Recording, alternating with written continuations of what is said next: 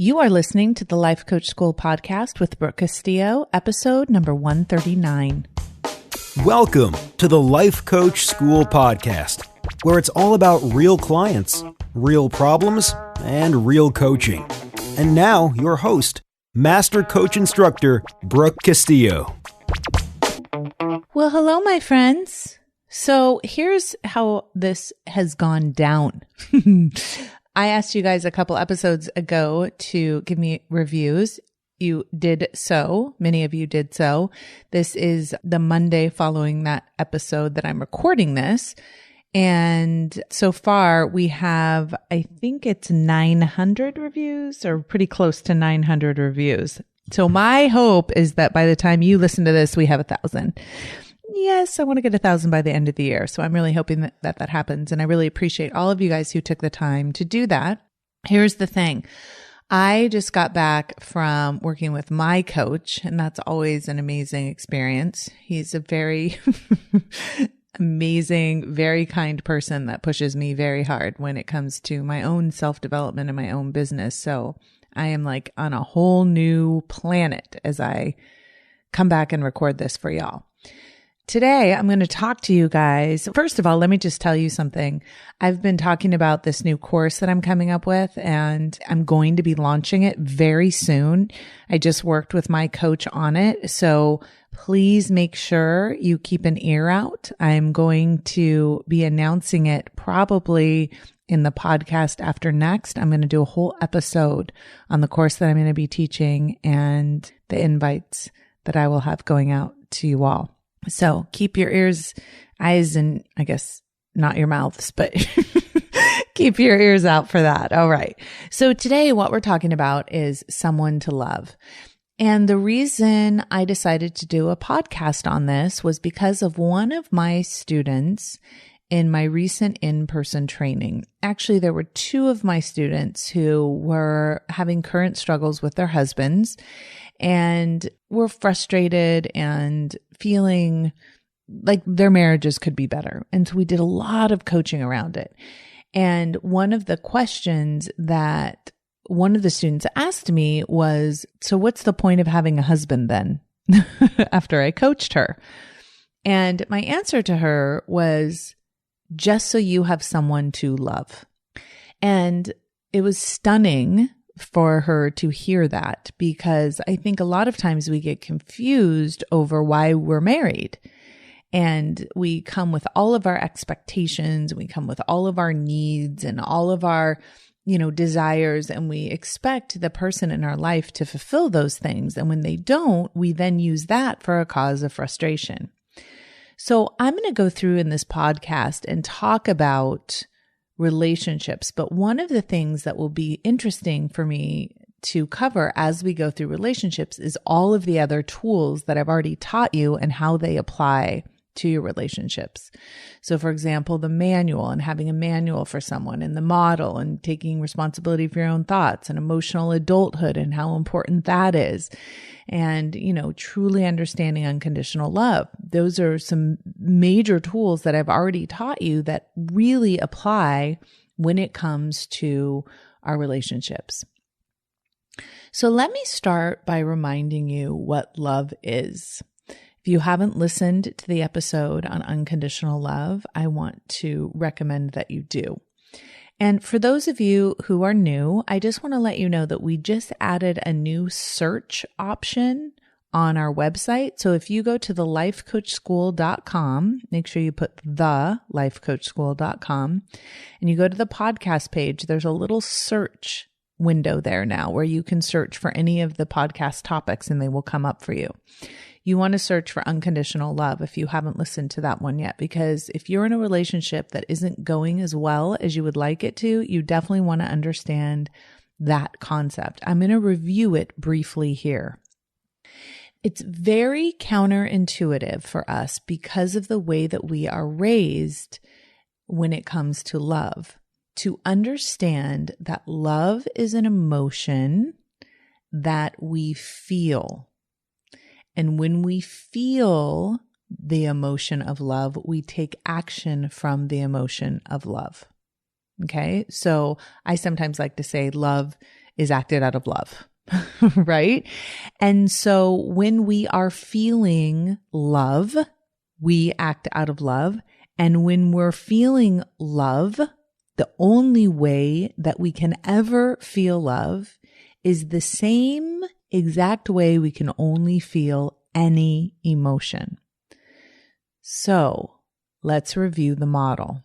Our thoughts create our feelings, which create our actions, which create our results. So the only way it is possible for us to feel emotions is with our thinking. Okay? If we are unconscious, we do not feel emotion.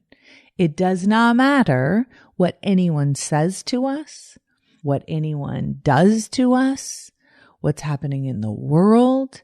Nothing happens unless our brain is consciously thinking.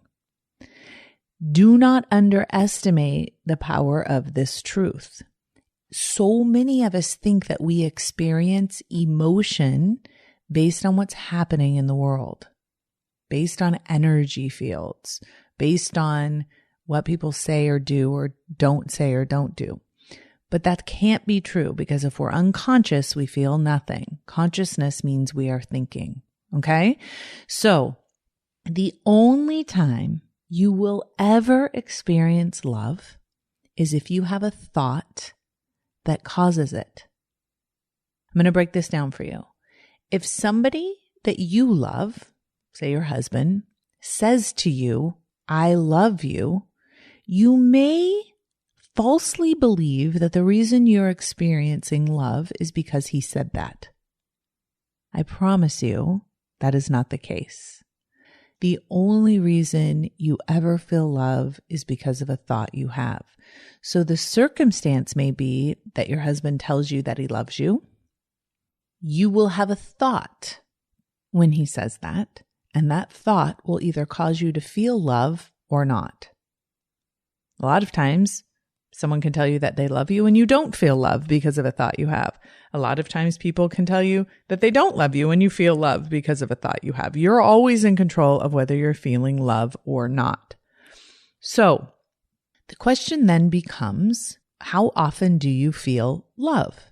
And when you think about your relationship with your husband or with your wife or with your significant other, if you are not feeling love towards them, if you are not feeling love from them, quote unquote, with the from and the towards, it is only because you are not thinking in a way that causes you to feel love.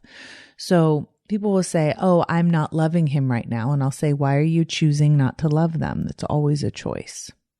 I don't feel love from them right now. Well, that's impossible. You can't feel love from another person. You can only feel an emotion that you think about in your brain. Stay with me on these, you guys. This is so important. You get to decide how you want to feel towards your husband or your wife or your significant other at any moment. So if you aren't feeling loving, it's because of what you're thinking. If you are feeling loving, it's because of what you're thinking, not because of what they're doing. So for example, my clients will come to me and they will say, I'm having an issue with my husband. And I'm using the word husband here a lot because the two women that I coach this on were women and they were married to men. And so I'm talking about husbands, but please just insert whoever your significant other is into that terminology. So they were giving me reasons as to why they weren't loving their husbands. And those reasons were all because of the actions that their husbands were not doing. And so they were saying, he should appreciate me. He should love me. He should care for me. He should adore me. He should be more thoughtful. And what I asked was why, right? This goes to the idea of the manual. If they were to act in this very certain way, then I would for sure feel a certain way. And so we start to believe that other people's actions dictate our emotions. This is very bad news. Because then all of a sudden, I have to control this other person in order for me to feel a certain way. And then I start turning into a cray-cray person trying to control and manage someone else's behavior, which nobody enjoys. And, by the way, is impossible. They never comply completely with what you want them to do in order to make you feel a certain way. So when you think about the thought, like, I wish my husband was more appreciative. I wish he would remember my birthday. I wish he would be more snuggly. I wish he would be more complimentary. Whatever it is that you're telling yourself, it may sound very innocent. It may sound very sweet even.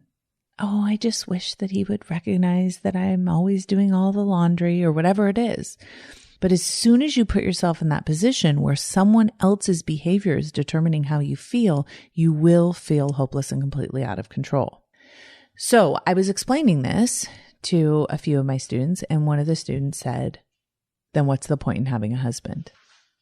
If they're not there to love you, why in the world would you have a husband? And I said, even if your husband feels love towards you, you don't feel that love. Those are his emotions. You don't feel the emotions he feels. You feel the emotions you feel.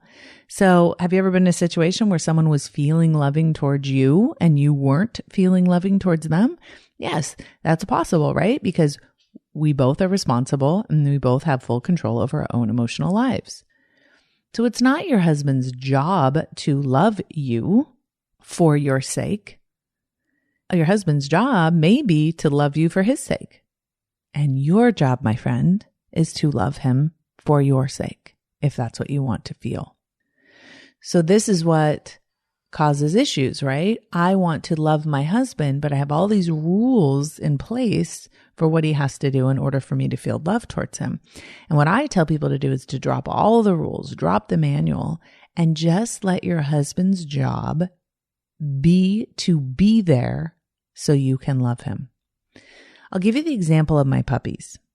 Okay. You guys know how obsessed I am and how much I love my puppies. Most people buy animals so they can love them, so they can experience love, right? And the dogs usually love us unconditionally and make it very easy for us to love them unconditionally. Sometimes they're naughty and it's not so easy, but most of the time it's easy to love a pet. Right? And we always love having pets in our lives because they're such a joy and our expectations are low of them. And so we just truly get to enjoy the fact that this animal is on the planet existing. We don't get mad if it reacts a different way. We don't think that we have to get rid of the dog if it doesn't love us in the proper way, right? It's just always like the dog gets to be the dog and we get to love the dog. And I think that's why we have so much joy with our pets. Increasingly, right? And when it comes to our husbands, it seems like we make it very hard for us to love them. And when I say love them, I mean have loving thoughts about them so we experience the emotion of love.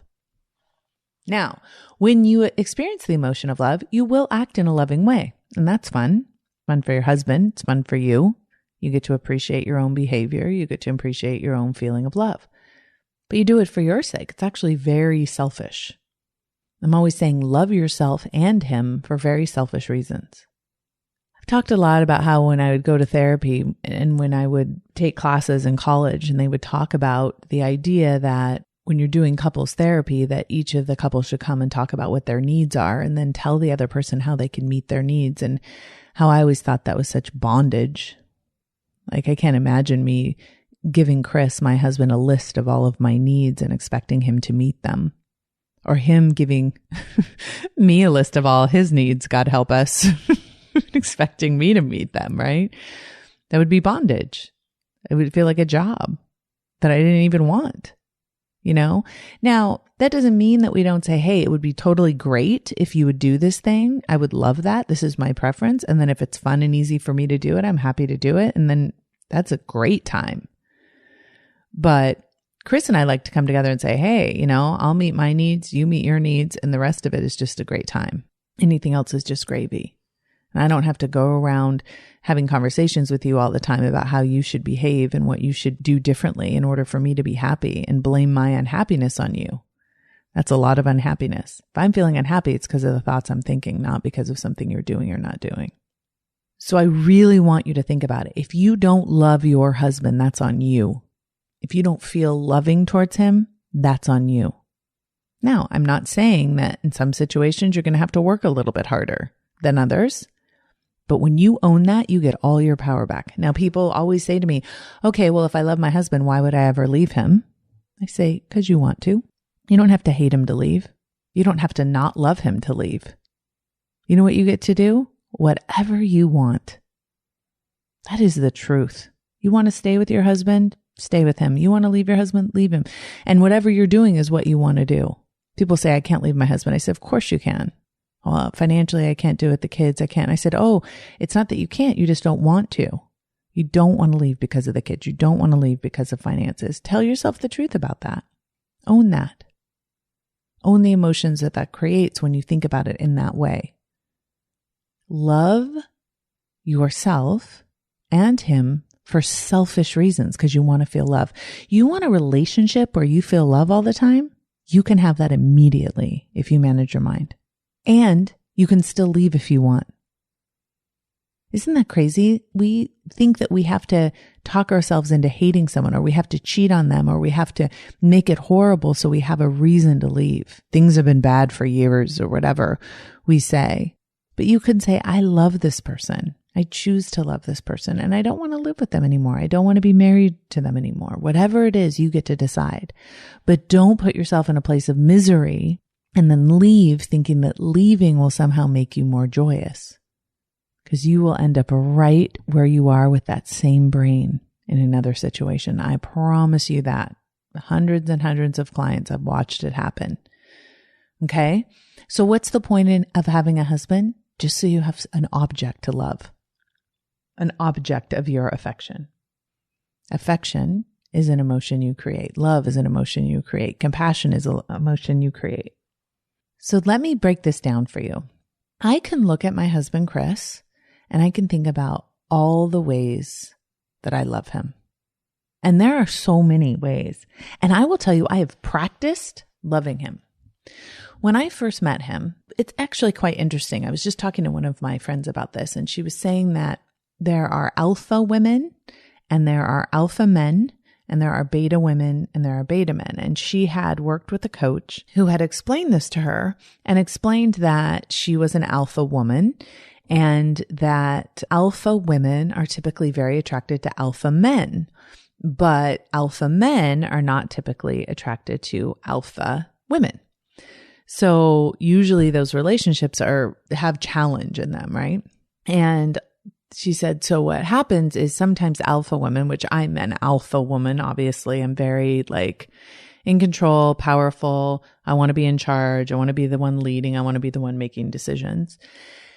And so what women like us, alpha women, do is we sometimes fall in love with what they call a beta man who's just more chill and easygoing.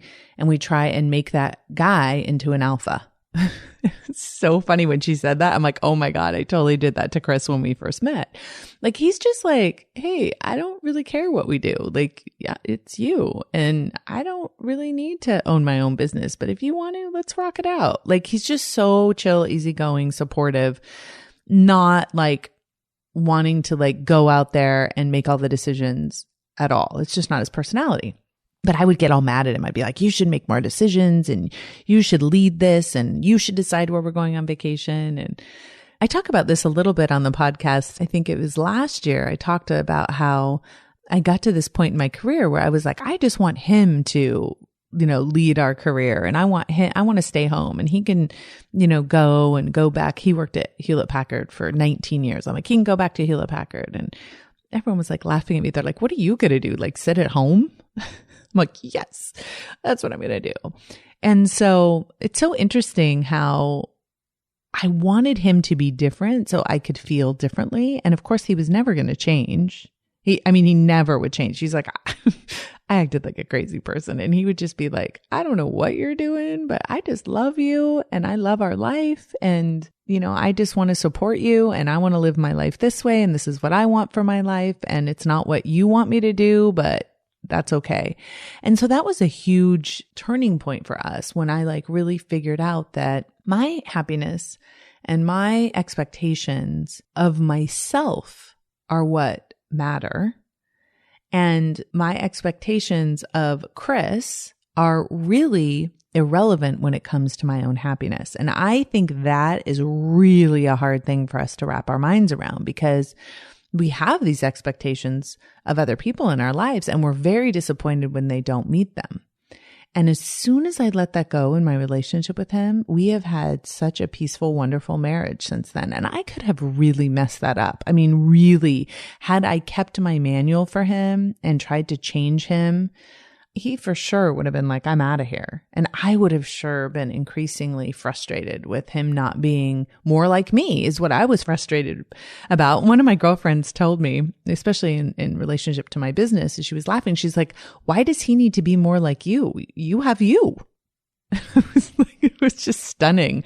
Like, why does he need to be the strategist? Why does he need to be out there doing all these things? You're the one that loves doing that. And it was like, oh, it's so good for me to know. And as soon as I stopped trying to change him into something I thought would be better and easier for me to love, then I really got to appreciate who he is as he is without trying to change him. And that's when the love was just flowing all the time. So the thing that's amazing about Chris is he is genuinely one of the best people I've ever met. And I know that that's true because Chris doesn't say negative things about people. He's always giving people the benefit of the doubt. He always has their back. He always wants to give. The way that he treats customers in our business is unrealistic. Like, he will call you at any time of day. He will respond to your email. He'll make sure that you're happy. He'll go above and beyond to make sure you're taken care of. Just yesterday night, we were sitting and we were watching the Cubs game, and it was a really close game, and we were both totally into it. And someone called him on his phone wanting to cancel their membership. I have a stop over drinking program, and somebody wanted to cancel. And this was a Sunday that we were watching the game. And I said, well, take care of that on Monday. It's not a rush. He's like, no, I just want to make sure she's taken care of, and like jumps up and like goes to a computer and makes sure. I'm like, this is someone that's canceling. This isn't someone that wants to buy something. He just wants to make sure that that person is taken care of and in a timely manner and everything. And I just love that about him. And I love how he always has my back on everything. He's always like, oh, I'll say, oh, I can't believe I did that. He's like, oh, this is probably why that happened. And this is probably why you did that. And you probably had a really good reason, and you're the best. And he's always looking for the good in everyone. And he's such an amazing dad. And the way that he supports our kids and is always home for them, is always willing to drive them wherever they want to go and put up with their teenage attitudes, all of it. So, I mean, I could just sit here and go on and on and on. Now, notice when I think about my husband and everything that's amazing about him, I'm filled with love. He's not even here. He won't listen to the podcast. He won't know that I've said any of this. He won't feel the love from this, but I feel the love from this because I focus on the things about him. I mean, it does not hurt that he's very, very good looking. And I don't know how it's possible that men get better looking as they get older. I think it's a cruel joke, but he really does. I think he just gets hotter every time I see him. And there's no other man that I ever look at that I feel that way towards. It's not like I have to steer my eyes away and focus on him. I just want to. Right? So those are the decisions that I made. And Chris and I have always talked. We were just talking the other day and I said, oh my God, what if I went somewhere and there was this guy and I thought he was better than you somehow, amazing. And I fell in love with him. Chris is like, this is a really fun conversation. But I think about crazy shit like that all the time. And he's like, yeah, but you would have to decide to let your mind go there.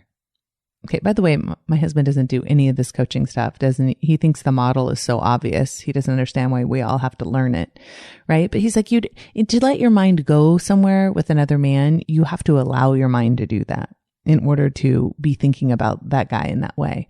And I was like, you know what? That's so true, because I bet there are other men out there that I would be attracted to if I let my mind go there, but I just don't. It's irrelevant. It's like I don't even see it. So some of you will come back to me and say, okay, so what you're saying is, I actually had one of my students say this to me. She's like, what you're saying is I should just have la-di-da happy thoughts about my husband all the time, even though he's not satisfying me, even though he's rude to me, even though he's cheating on me, even though he doesn't respect me, even though, and they'll say to me, I've fallen out of love with him. Like that's something that is involuntary that happens to us. And what I say back to them is, you are responsible for how you feel.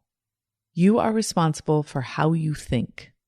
You are not responsible for your husband's behavior, but you are responsible for how you interpret his behavior and what you focus on. And you are responsible for how you show up based on how you're feeling. So many times I hear clients say to me, my husband was rude to me. And I'll say, so how did you feel when you thought he was rude to you? And they'll say disrespected. And then I'll say, how did you act towards him? And they'll say rude and disrespectful. The alternative is, when you interpret the way someone else behaves in a way that serves you, when you take responsibility for it, then you can take responsibility for how you show up in the world. It's not okay if you believe someone else is being disrespectful to answer with disrespect. It doesn't justify it, and it makes you feel twice as bad as the first thought that he was being disrespectful. You're responsible for how you feel in your relationship. I can't say that enough times. As soon as you blame him for how you're feeling, you lose all of your own emotional adulthood, all of your own power. And then you start acting in a way that you're not proud of, and then your relationship deteriorates. If you decide that no matter what, you will love the person in your life, you will have more power than you can ever imagine in your own personal growth. And it doesn't mean that you stay. But you don't leave in order to get out of pain, because there's nowhere to go. Pain is inside of you. It's in your brain. You can't run away from it. You don't leave pain in an old house. You bring it with you. You don't leave pain in an old relationship. You bring it with you because you bring your brain with you.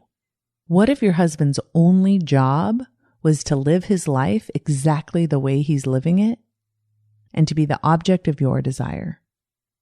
To provide you with a reason to feel loving. People are like, what is she talking about? He needs to take that garbage out. He needs to pick those kids up. He needs to help me around the house. My husband's nothing like Chris, right? Is what you might be saying. But the truth is, your husband is the person that you married, is the person that, or your boyfriend, whatever, is the person that you're with, and you get to decide how you want to feel in that relationship.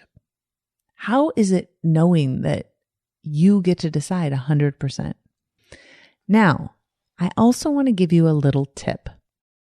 If you are constantly trying to control someone and have them be different than they are, if you are constantly criticizing someone for the way that they behave so you can feel more appreciated, I want you to think of how they may interpret that and feel. So whatever it is you're wanting from that other person is exactly what you need to provide for yourself. And then you get to show up for that other person in a way that's authentic to you, not in a way that tries to manipulate how they feel or tries to manipulate their behavior so you can feel a certain way. It's a huge difference. The other person's job, this is my answer to the question, then why even get married? If their job isn't to appreciate you and love you and adore you, then why even get married? So they will be there for you to love. Your only job is to just live your life in the exact way you want to live it and let me love you on purpose. Isn't that what we all want to be told? Isn't that what we all want to be a part of? But I'm telling you, it's really the only option if you want to be in love with someone all the time. Because if Chris had to act a certain way in order for me to be in love with him, I would be screwed because he would never comply. But if all he has to do is show up and live his life exactly the way he wants to live it, and I get to love him no matter what, that's a beautiful environment to live in. And it doesn't mean we don't make requests, and it certainly doesn't mean we don't falter right? But if we remember that the end game is to try and feel love as much as we possibly can, and the best way to feel love is to think about our loved one in a loving way, then we get to experience that love. That's as easy as it gets and as hard as it gets. But that is the secret to all lasting and wonderful relationships, is that you allow that person to be who they are as if you have a choice. And then you spend your time appreciating and loving them for exactly that. If you don't believe me, try it out. I promise you, you will not come back to me and complain about it, because there's nothing better than feeling unconditional love all the time. Feeling love all the time is the best. So do that for yourself and for the person in your life. I'll talk to you guys next week. Thank you for listening to the Life Coach School podcast. It is my honor to show up here every week and connect with people that are like-minded, wanting to take their life to a deeper level with more awareness and more consciousness. If you are interested in taking this work to the next level, I highly encourage you to go to thelifecoachschool.com/how to feel better online. It is there that I have a class that will take all of this to a deeper application, where you'll be able to really feel and experience how all of these concepts can start showing up in your life. It's one thing to learn it intellectually. It's another thing to truly apply it to your life. I will see you there. Thanks again for listening.